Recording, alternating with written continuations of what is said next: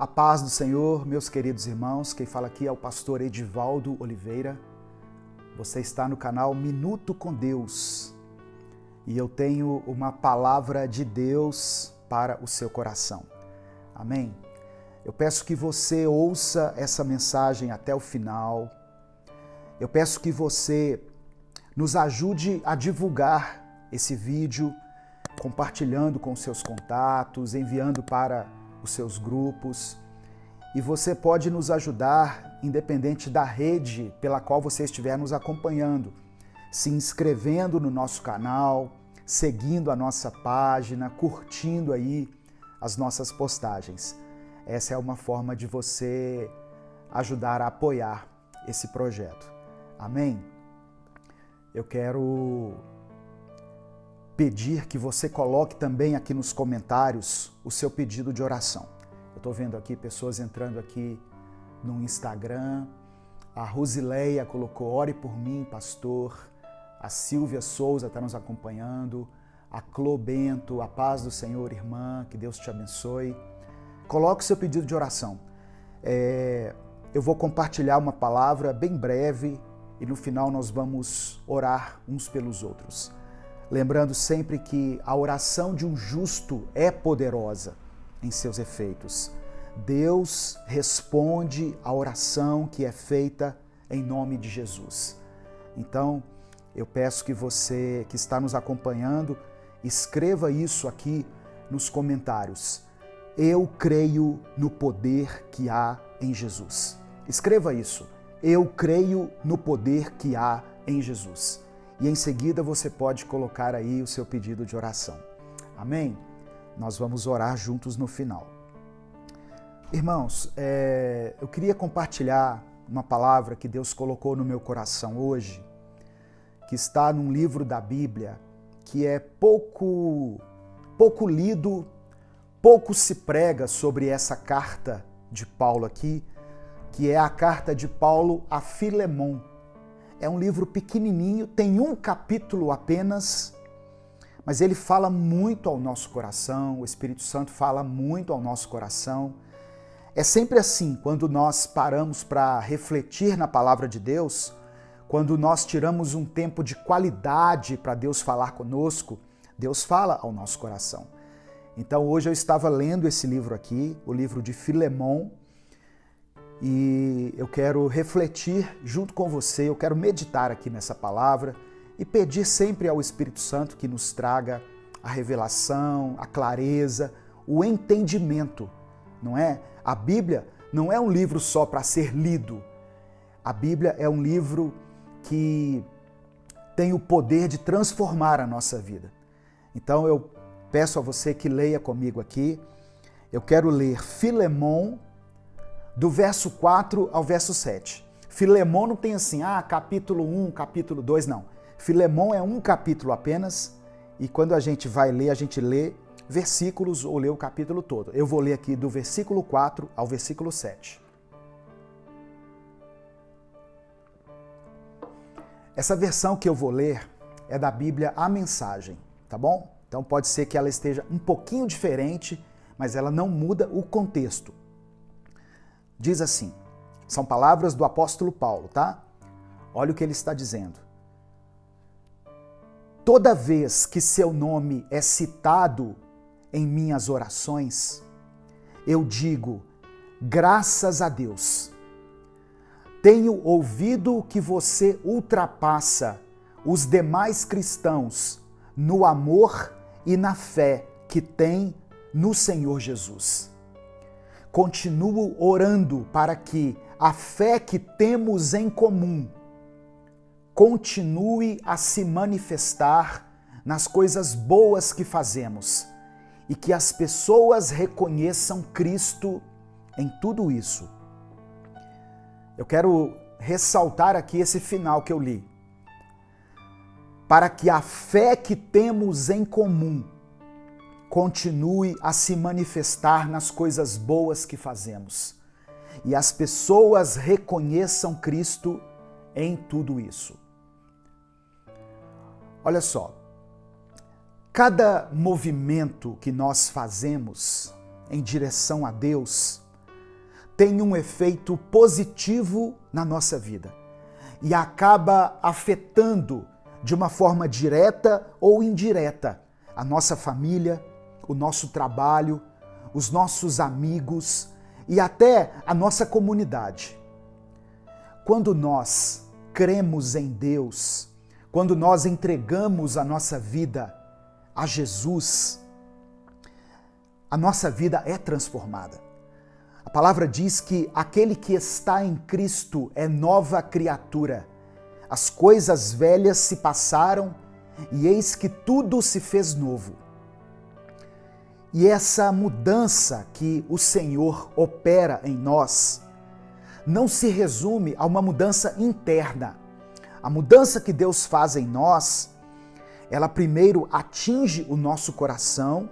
A palavra de Deus, ela chega até o nosso coração, a nossa mente, e isso vai provocar mudanças significativas, porque o amor de Deus começa a afetar os nossos relacionamentos diários.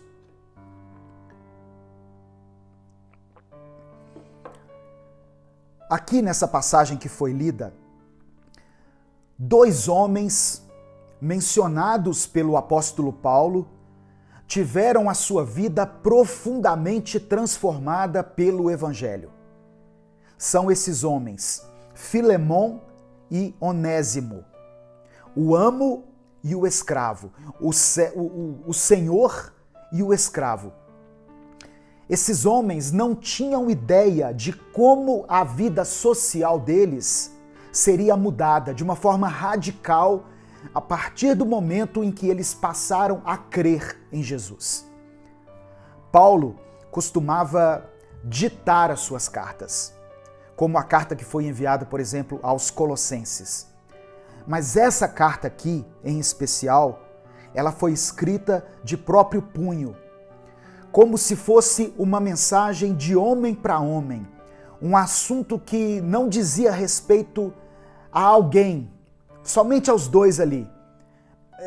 Paulo não queria, talvez, que uma terceira pessoa se envolvesse ou opinasse a respeito daquele assunto. Então, ele escreveu essa carta de próprio punho. E ele, o apóstolo Paulo, escreve essas palavras a Filemon, essas palavras que eu li, intercedendo por outra pessoa. Paulo estava intercedendo por um escravo chamado Onésimo. O destinatário da carta, que é Filemon, era um homem próspero, um homem rico, e como as pessoas ricas naquela época, ele tinha escravos. Era algo comum naquela época. Só que depois que Filemon se tornou discípulo de Jesus, muitas pessoas também da sua casa, da sua família, empregados, escravos, também se converteram, porque era comum que os membros da casa seguissem a religião do patriarca. E nós podemos concluir que Onésimo, de acordo com o texto, era um escravo inútil de Filemon.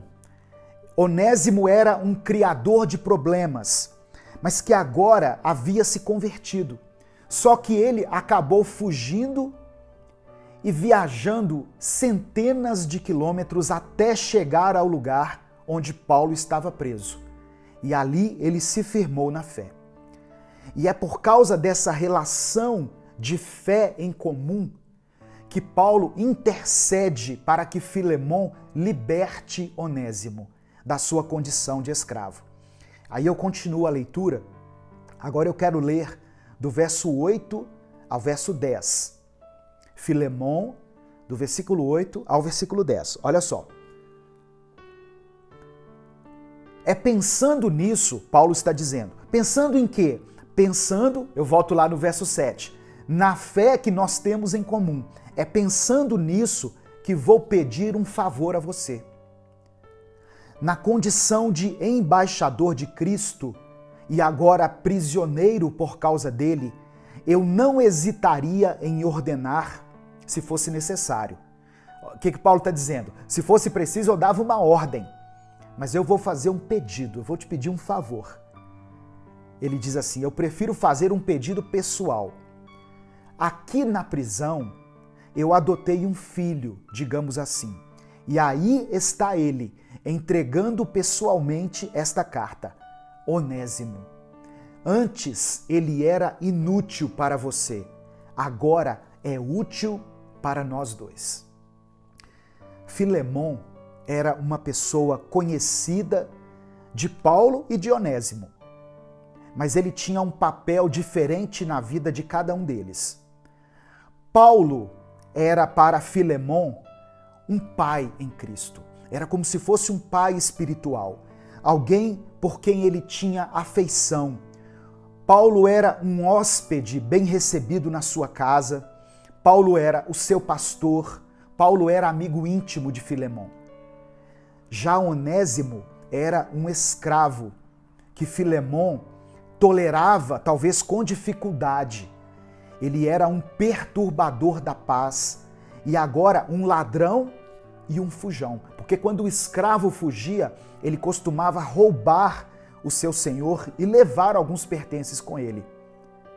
Ou seja, para Paulo, Filemon era um amigo. Mas para Onésimo, o escravo, Filemon era um inimigo. E o papel de Paulo aqui nessa relação era a tentativa de reconciliar os dois. Esse era o objetivo da carta. Receba Onésimo, não como escravo, mas agora como um irmão em Cristo. Considere, se você considera a mim como seu amigo, como seu pastor, perdoe a dívida desse homem. Era isso que Paulo está dizendo. Porque por uma dessas maravilhosas coincidências que a gente sabe que são promovidas por Deus, Paulo e Onésimo se encontraram na prisão e conversaram. E agora Paulo estava mandando uma carta onde ele intercede para que Filemon abra mão da condenação daquele escravo. E ele diz, olha, esse homem a quem você chama de escravo não é mais o mesmo de quando eu o conheci. Eu o conheci agora como um filho na fé. Eu também sou um pai para ele e ele é como um filho para mim. Bom, eu peço que você ouça com atenção, eu peço que você coloque aí o seu pedido de oração. Nós vamos orar aqui no final por todos os pedidos que forem colocados aqui. Mas eu quero comentar aqui um pouquinho sobre o que o Senhor me fala aqui nesse texto. A maneira como nós devemos tratar as pessoas, sabe? Nós devemos tratar as pessoas com a mesma compaixão, com a mesma paciência, com a mesma tolerância com a qual um dia fomos tratados por Deus. Duas coisas ficam bem claras quando a gente lê esse texto na versão A Mensagem. Olha só, eu quero voltar aqui um pouquinho no texto. Ele diz assim: tenho ouvido que você ultrapassa os demais cristãos no amor e na fé que tem no Senhor Jesus. Nós temos que ultrapassar, temos que fazer mais do que temos feito, temos que ser melhores do que essa maioria que se diz cristã, no amor e na fé. O nosso desafio nesse tempo tão sombrio é amar mais, é ter mais fé, é perdoarmos mais, é abrir mão dos nossos direitos em favor do próximo. Era isso que Paulo estava pedindo a Filemon que fizesse, que ele abrisse mão do seu direito de senhor sobre Onésimo, que ele perdoasse a sua dívida, que ele liberasse aquele homem das suas obrigações. E Paulo ainda disse que se Filemon se sentisse prejudicado, ele próprio, Paulo, pagaria aquela dívida, assumiria a dívida. Aí não tem como a gente nos lembrar, não tem como nós não nos lembrarmos. Deixa eu repetir aqui para ficar mais fácil o corte depois. Não tem como nós não nos lembrarmos da passagem de Colossenses capítulo 2, versículos 13 e 14, que diz assim: antigamente vocês estavam espiritualmente mortos por causa dos seus pecados. E porque eram não judeus e não tinham a lei. Mas agora Deus os ressuscitou junto com Cristo. Deus perdoou todos os nossos pecados e anulou a conta da nossa dívida com os seus regulamentos que nós éramos obrigados a obedecer. Ele acabou com essa conta, pregando-a na cruz.